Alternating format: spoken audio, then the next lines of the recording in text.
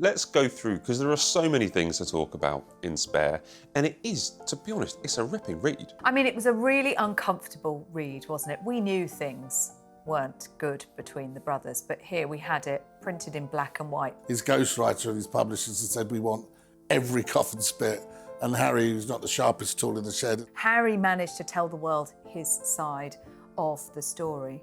What it did do, though, was set back in a very, very, very big way any chance of reconciliation with his family. I think he's a hypocrite. He sits there and complains about breaching his privacy. He wants it all his own way.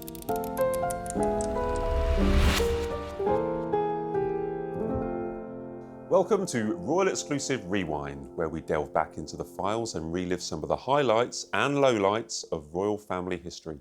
Remember to subscribe to us here on the Royal Exclusive YouTube channel so you never miss an episode. I'm Matt Wilkinson, The Sun's royal editor, and today I'm joined by royal journalist and author Robert Jobson and royal correspondent Sarah Hewson to discuss a January of lengthy accusations, family feuds and an American actress wife, but we're not talking about the Beckhams. 3 years ago, Prince Harry released his memoir, Spare, the then fastest-selling non-fiction book of all time, and shook the world with bombshell claims about the King, Camilla, William, Catherine, and, most painstakingly, his late mother, Princess Diana. So let's go back to January 2023. Sarah, if we can go back into the mists of time just a few years ago, what was going on? Harry and Meghan had just done their Netflix series. They'd just released a whole bombshell on the royal family. 6 episodes at the tail end of 2022, and then we knew we had this book coming out from Harry. But what more had he got to say? We were all asking ourselves, and it turns out quite a lot. And when this book landed, before its official publication date, because it got published in Spain and everyone dashed off to get their copies and Spanish translators on hand, there was so much in this that no one had anticipated.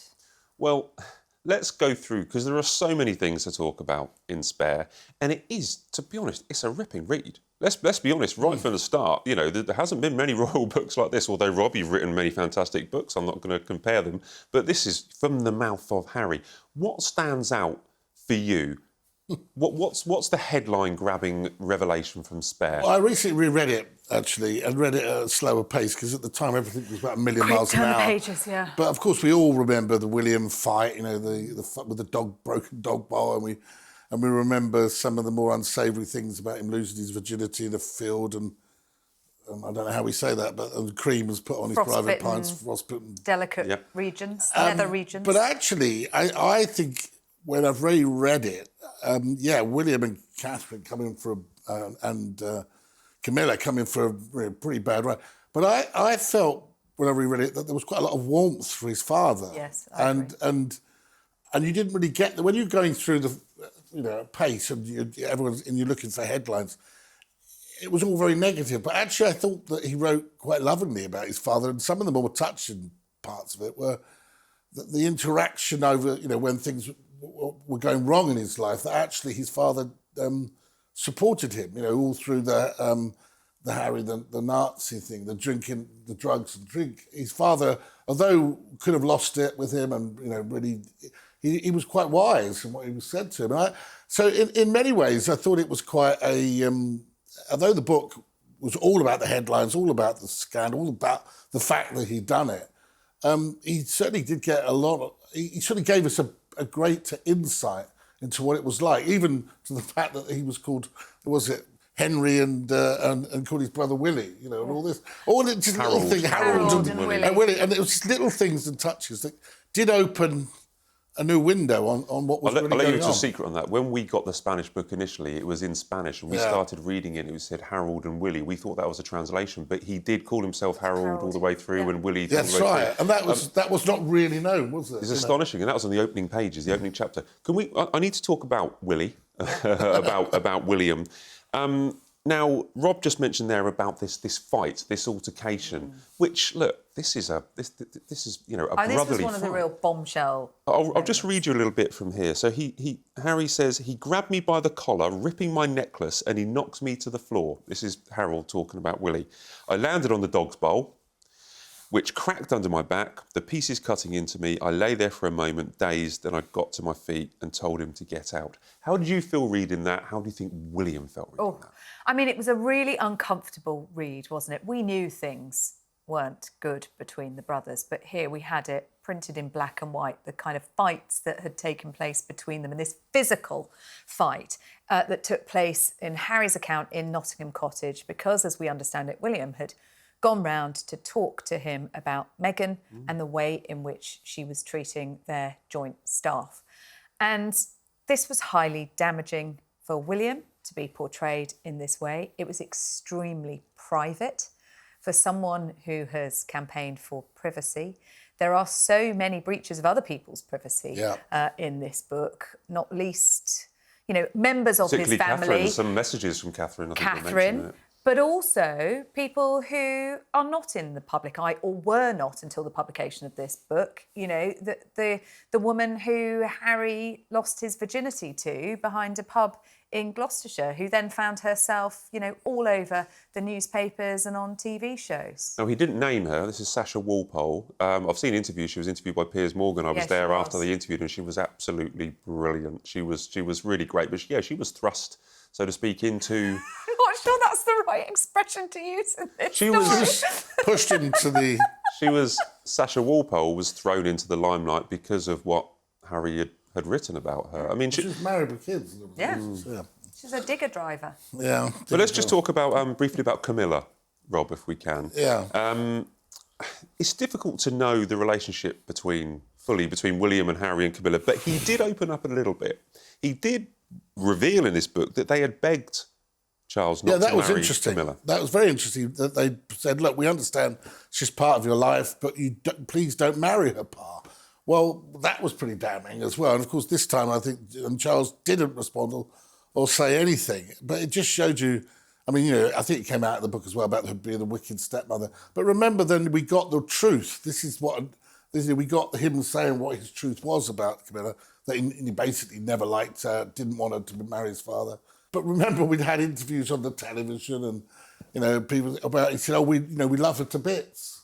So this sort of complete opposite that had gone, you know, over the history of the story. So that's what was good about Spare, is that it, you know, but equally it breached so many of the things that he complains about, privacy without getting clearance first. And one of the things that did stand out was that great conversation between his father, his brother, and him after the death of the Duke of Edinburgh, when the King said, "Well, don't make my life a misery. My last years of misery." And, you know, you did feel for the King then. And, again, that was an intensely private moment. And that's probably why William will never forgive him or will never trust him again. That, and I think for the King and for William, the attacks on Camilla and Kate... Absolutely. ...were the real red lines for them. You can give it to me, but don't go after my 100%. wife. 100%. We also did hear quite a lot, or did read, and also hear, because Harry did the audiobook, particularly about Princess Diana, about his mother. I mean, we speak about Camilla, you know, this so-called wicked stepmother, but it was quite heartfelt. We really did open up about how he was so affected, obviously, by the loss of his mother.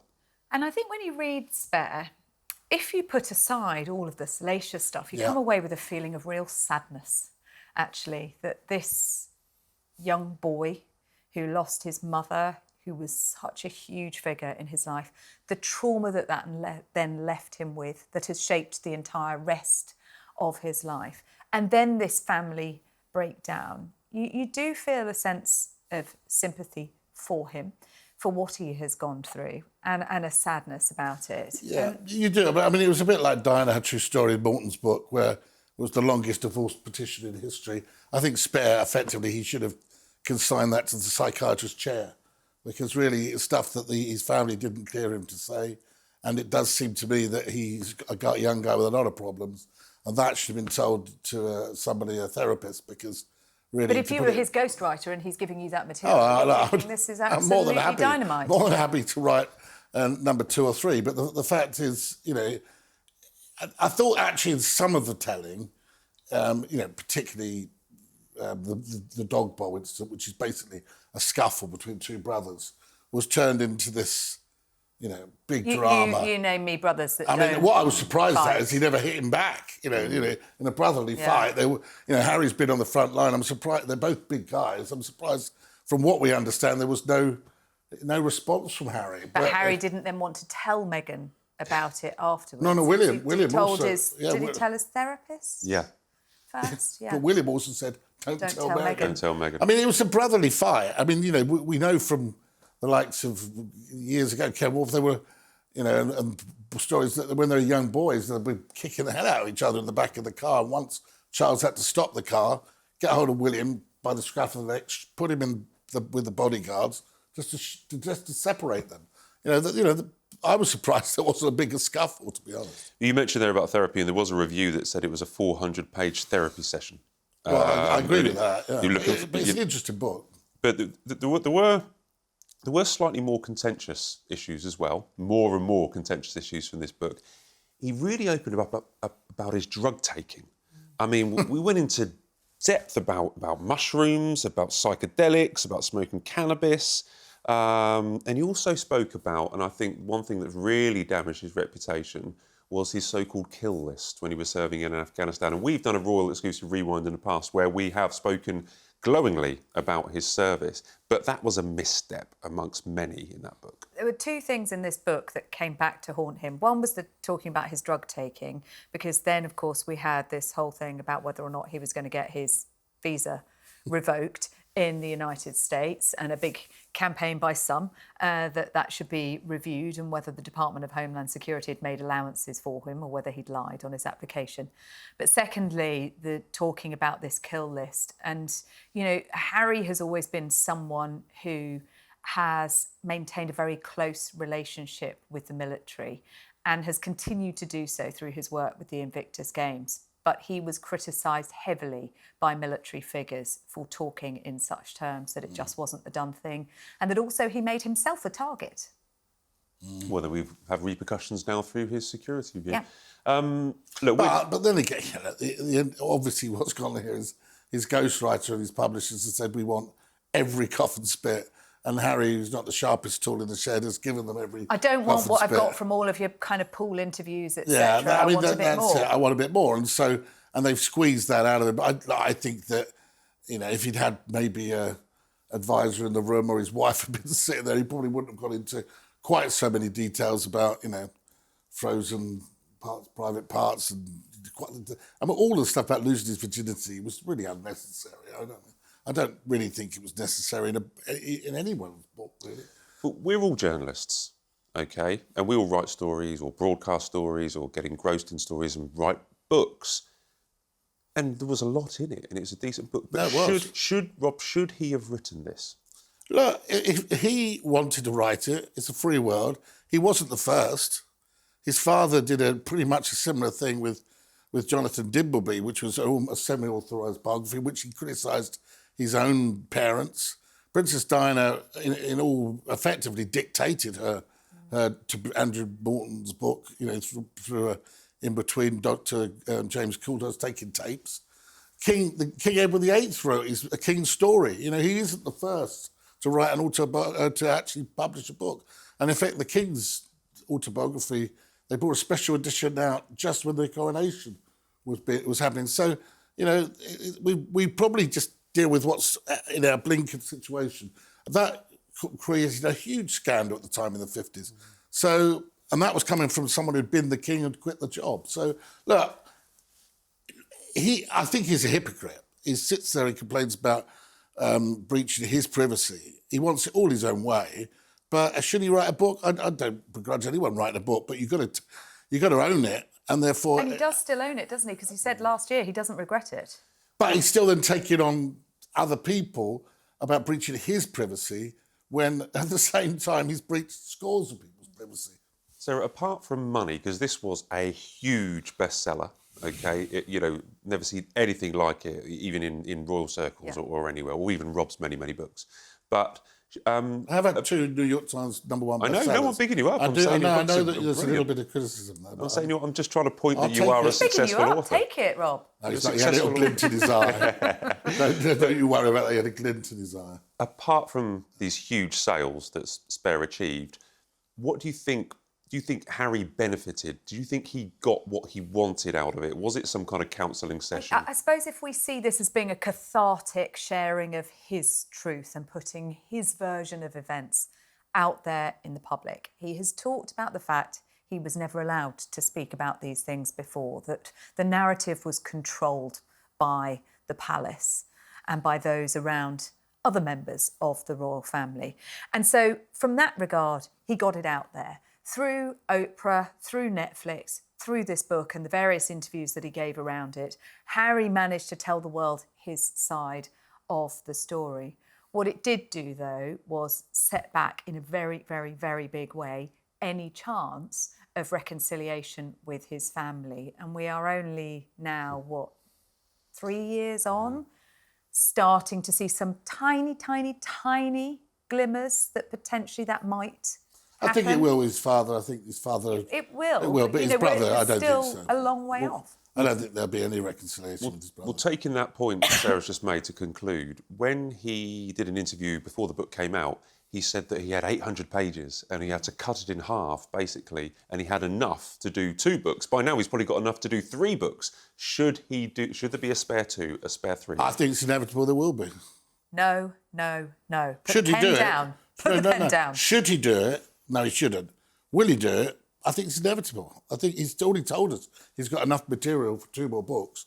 And there'll come a time when the money's getting shorter and he's just made the most amount of money out of a book in modern history. He'll probably do another one at some stage. Doesn't that all reconciliation depend on the how- reconciliation. Yeah, doesn't that all depend how the coming months, years are handled by the palace, by the family? They can't play with kid gloves. The palace will have to just do what they have to do. They've got to bring him back in. There'll be a moment of certain reconciliation whilst the king is alive, OK? The king is living with cancer now, and we wish him well. We want him to live as long as possible. But the fact is, he is living with cancer. There is no reconciliation with his brother. The battle of these 2 brothers continues. And I can see that as, being part 2, Battle of the Brothers, when William is king. Do you know what the book that could happen, though? That would be Meghan's. Yeah, but, that'll probably be about, book, jam and things. I think Meghan... I think she's moved She's on. behaved, I think... Everyone blames Meghan for practically everything, it seems to me. But it seems to me that actually it's Harry who's the driving force with all these problems with his family. I think Meghan is, she came into this, didn't want to do it, didn't like it, felt depressed, wanted to go back to where she came from. And he's now setting out her stall, actually, pretty much like she did before with what she had. And she's expanded it and made more money out of it. But it's Harry that's still got all these issues. And he's still got an unresolved issue with his father, with his stepmother, with his brother, and to a lesser extent, his father. So a hugely interesting, successful, money-making book, but has history-making, but has serious repercussions that we're still talking about and will do for many more years. So thanks, guys. I appreciate that. That's all we have time for on Royal Exclusive Rewind. But join me next time for some more royal nostalgia when we open the files and relive another iconic moment.